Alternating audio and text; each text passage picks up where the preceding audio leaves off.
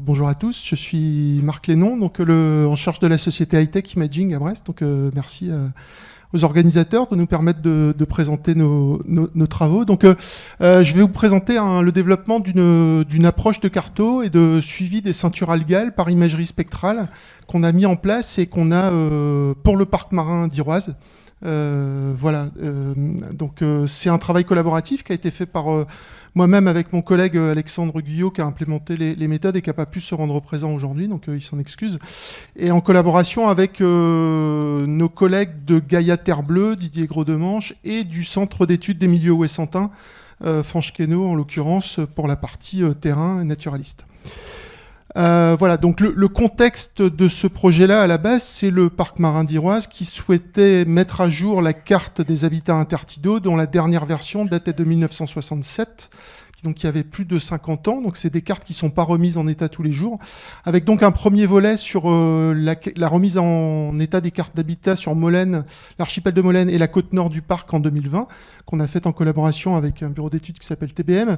Et puis la deuxième partie du programme qui s'appelait Chameau, donc cartographie des habitats marins autour de l'île d'Ouessant, en 2022-2023, qu'on a fait en collaboration avec Gaïa et CEMO.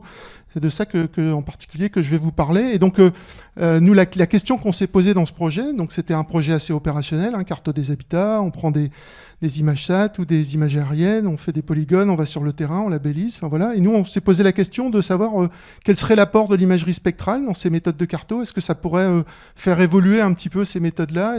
Quel serait l'apport potentiel de ces données? Est-ce que c'est complémentaire avec des approches classiques? Voilà. Donc, c'est les questions auxquelles on a essayé de répondre dans ce projet.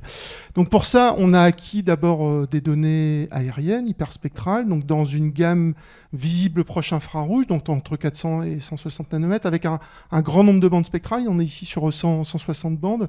On a utilisé plusieurs résolutions spatiales pour essayer de voir un petit peu quelles étaient les meilleures, 50 cm, 75, 1 mètre, pour voir quels étaient les meilleurs compromis. On a centré toutes nos acquisitions sur les basses mers de Vivo, avec donc des coefs qu'on a essayé de maintenir au-dessus de 95. Ça n'a pas toujours été possible, mais en tout cas des gros coefs pour avoir le maximum d'estrans découverts.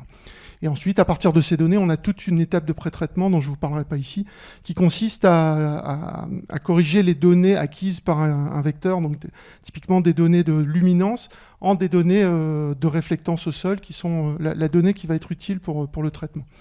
Donc voilà un petit peu ce que ça donne, un rendu sur Ouessant, sur lequel on a gardé uniquement la partie côtière qui nous intéresse. Donc c'est 30 lignes de vol, c'est environ 2 heures de vol autour de la basse mer, ici un coef 93 en juin 2022, pour une résolution de chaque pixel de 75 cm. Voilà, il y a un traitement avec une grosse chaîne de traitement qu'on a à Hightech, qui s'appelle IPIP, qui permet de faire toutes les corrections géométriques et atmosphériques de ces données. Donc le jeu de départ, c'est vraiment ça.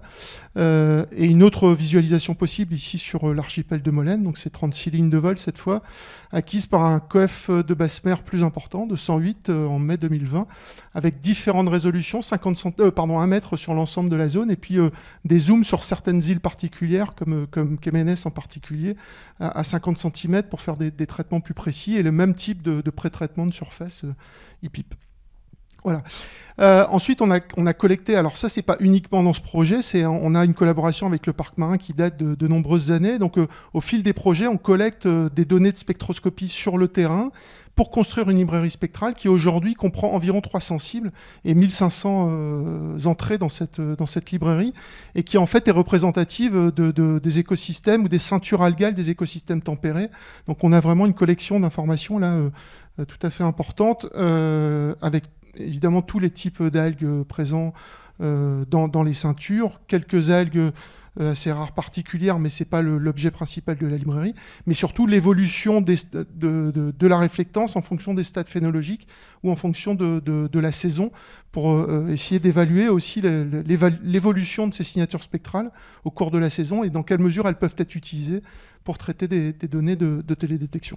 Donc l'idée ici, c'était de mettre en place une stratégie de traitement qui justement casse un petit peu les codes de la carto classique dont j'ai parlé tout à l'heure, et qui au lieu de se baser sur de la vérité terrain, ce qu'on appelle typiquement aller sur le terrain, prendre des labels, etc., se base uniquement sur la librairie spectrale, c'est-à-dire sur les connaissances des caractéristiques spectrales fines acquises sur la librairie. Donc c'est ce qui a été fait, et donc du coup, d'où l'intérêt d'avoir cette librairie importante, mais qui est collectée une fois pour toutes et qui est une connaissance qui peut être capitalisée, compilée.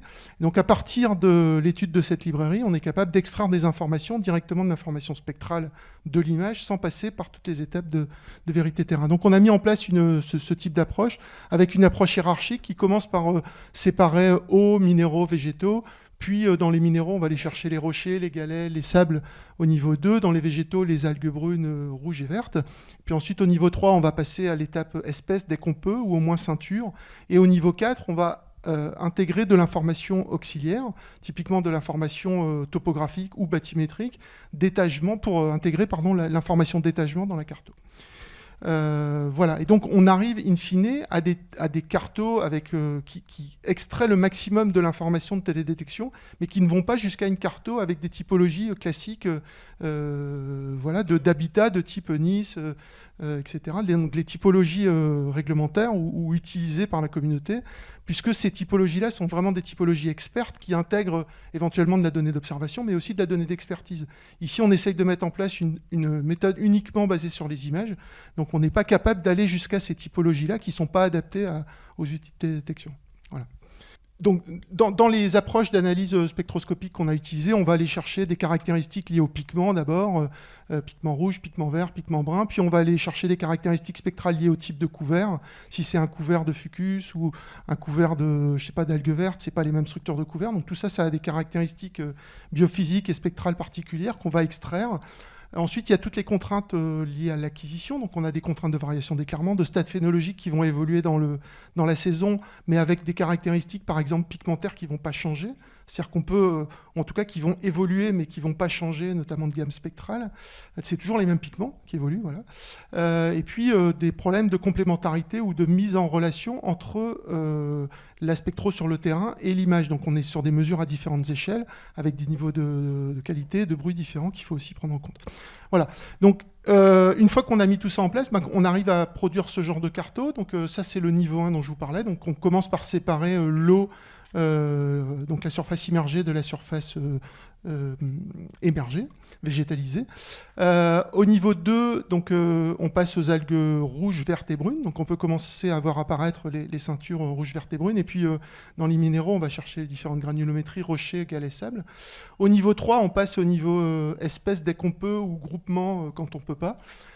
Donc on commence à voir apparaître des discriminations sur les substrats, notamment les sables différentes. Et puis sur les algues, on commence à voir apparaître les ceintures, donc les ceintures à bifurcaria, les fucales, les immentales, les algues vertes, etc. Et donc au niveau 4, on intègre en plus l'étagement grâce aux données topo bâties, notamment des données de litho 3D, qui sont très très utiles ici pour ce genre de carto. Et donc on arrive à cartographier comme ça les biocénoses principales et les ceintures algales. Voilà, un petit focus sur ce niveau 4 où on voit ici par exemple, donc ici typiquement les trois ceintures, hein, la ceinture aux trois types de fucus, donc pour ceux qui connaissent, Spiralis, Vesiculosus, Serratus, qui sont spectralement identiques, c'est-à-dire qu'elles ont les mêmes caractéristiques spectrales, mais elles sont différentes de par leur étagement sur l'estran. Et donc en prenant en compte la topo locale, qui est un proxy de l'étagement de l'algue, on arrive à différencier ces types de ceintures. Voilà. Et donc, in fine, on arrive à sortir ce genre de cartos, donc des cartos qui sont, encore une fois, pas des cartos typologie d'habitat, mais des cartos des ceintures. Donc ici, là, encore une fois, la ceinture alimentale, par exemple, en bas d'estran, la ceinture d'asco, les patchs d'algues vertes, d'algues rouges, les fucus, même les dépôts d'algues qui sont cartographiables également. Voilà. Et on a aussi produit un autre type d'information qui est une information en fausse couleur, on va dire, mais qui essaye de représenter au mieux toute la richesse spectrale de l'information contenue dans l'imagerie de base.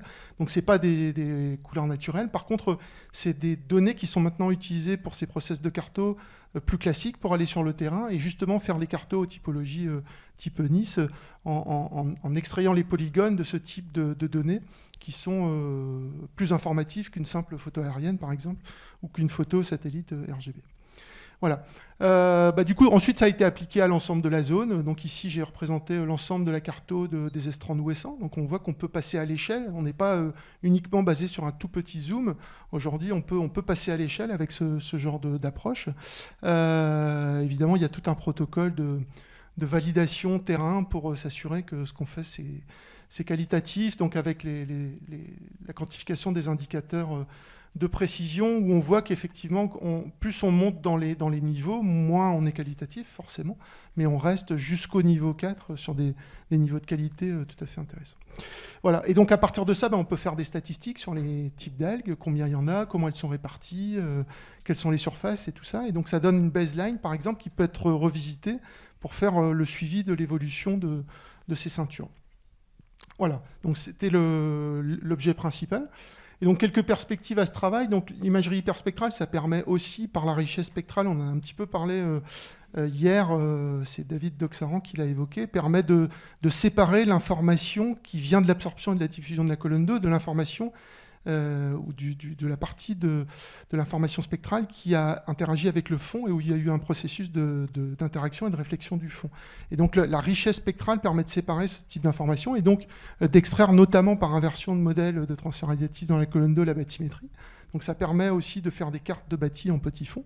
Donc ça, c'est le type de produit complémentaire. Et donc d'estimer la réflectance du fond dans laquelle on a enlevé justement ces composantes d'absorption-diffusion dans la colonne d'eau.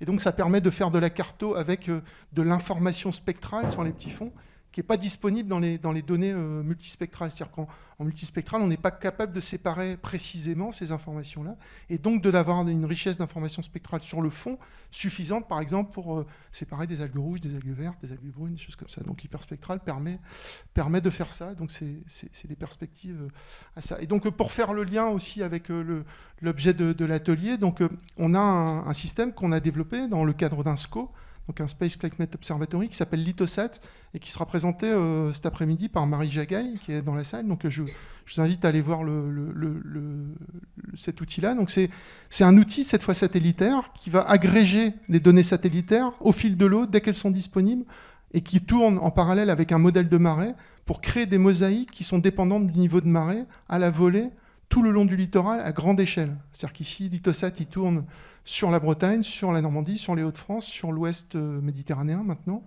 Et donc, on voudrait intégrer petit à petit, donc ça c'est une vision, on va dire, suivi saisonnier, grande échelle, faible résolution, même si ici c'est des données Sentinel-2, donc on est quand même à 10 mètres de résolution, mais on voudrait intégrer des suivis beaucoup plus précis par hyperspectral aérien dans ce type de plateforme Lithosat pour faire des suivis locaux plus fins, et notamment des suivis d'évolution d'écosystèmes côtiers.